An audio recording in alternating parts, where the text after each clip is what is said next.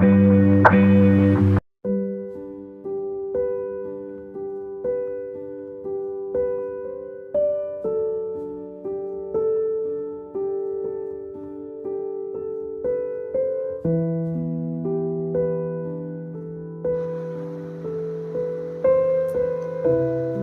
morning. So this is your Maverick's Pravin. Maverick அப்படிங்கிற name எப்படி வந்துச்சு நமக்கு அப்படிங்கறது இப்ப எக்ஸ்பிளைன் பண்ண போறேன். ஸோ இது வந்து நம்மளுடைய சேனல்ல ஃபர்ஸ்ட் சீரீஸா வரப்போகுது. நிறைய வீடியோஸ் நம்ம பார்க்க போறோம். Okay, coming to the point. Maverick. So 1800ஸ்ல டெக்சாஸ்ல சாமுவேல் மேவ்ரிக் அப்படிங்கிற ஒரு பெரிய கேட்டல் நடத்திட்டு வந்தார். ஸோ நிறைய மாடுகள் ஆடுகள்ல வந்து பயிற்சிட்டு இருக்கக்கூடிய ஒரு ஆள். அவருடைய கேட்டல்ஸ் எல்லாமே வந்து ரொம்ப தனித்துவமா இருந்திருக்கு. அப்போ டெக்சாஸ்ல ஒரு ரூல் கொண்டு வர்றாங்க, எல்லா கேட்டல்லையும் நம்பர் பண்ணணும் அப்படின்னு சொல்றாங்க. ஸோ எந்த நோயும் தாக்கிடக்கூடாது. அதே மாதிரி கேட்டலுக்கு இருக்கிற அந்த ஹிஸ்டரி ஆஃப் டிசீஸ் அதை வந்து நம்ம நோட் பண்ணி வைக்கணும் அப்படிங்கிறதுக்காக கவர்மெண்ட், அதாவது அந்த மாகாணத்தினுடைய அரசாங்கம் என்ன சொல்றாங்க அப்படின்னா, கேட்டல்ஸை நம்பர் பண்ணி அதனுடைய காதுகள்ல இன்னமும் நீங்க அந்த பட்டயத்துல நம்பர் போடுற இதை பார்த்திருக்கலாம். இப்ப கூட அந்த வழக்கங்கள் இருக்கு.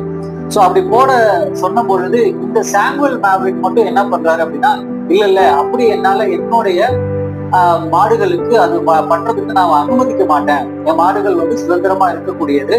என் மாடுகளுக்கு எந்த விதமான ஊசியும் தேவைப்படாது, வேக்சினேஷன் தேவைப்படாது. நான் ஆரோக்கியமா அதை வளர்த்துக்கிட்டு இருக்கேன். புல்வெளியில மேயுது.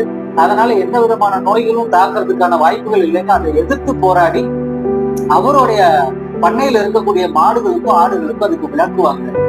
சோ அந்த மாதிரி என்ன ஆகுது அப்படின்னா, அந்த மாடுகள் மட்டும் அந்த மாகாணத்துல எந்தவித ஒரு பட்டயமும் இல்லாம சுதந்திரமா சுத்தி திரிஞ்சிட்டு இருக்கு.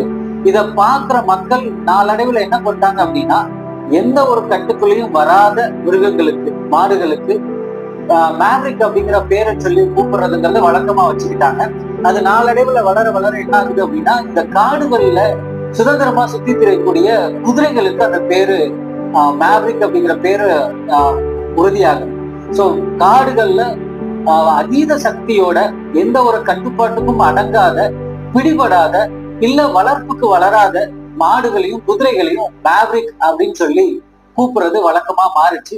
பின்னால வந்து மனிதர்கள்ல யாருக்கும் அடங்காத, சுய சிந்தனை உடைய, தைரியமான, தன்னம்பிக்கையுடைய, வீரமான, அதே நேரத்தில் விவேகமான மனிதர்களை மேவ்ரிக் அப்படின்னு அழைக்கிறது வழக்கமா மாறி இப்போ நடைமுறையில இருக்கு. சோ மேவ்ரிக்ங்கிற வார்த்தை இப்படிதான் நம்ம கிட்ட வந்து சேர்த்தது. 1800கள்ல டெக்சாஸ்ல ஆரம்பிச்ச அந்த சாமுவேல் மேவ்ரிக் அப்படிங்கிறவர் கொடுத்த அந்த மேவ்ரிக் இன்னைக்கு நம்ம ஊர்ல மேவ்ரிக் அப்படிங்கிறதுல வந்து நிக்குது. நன்றி.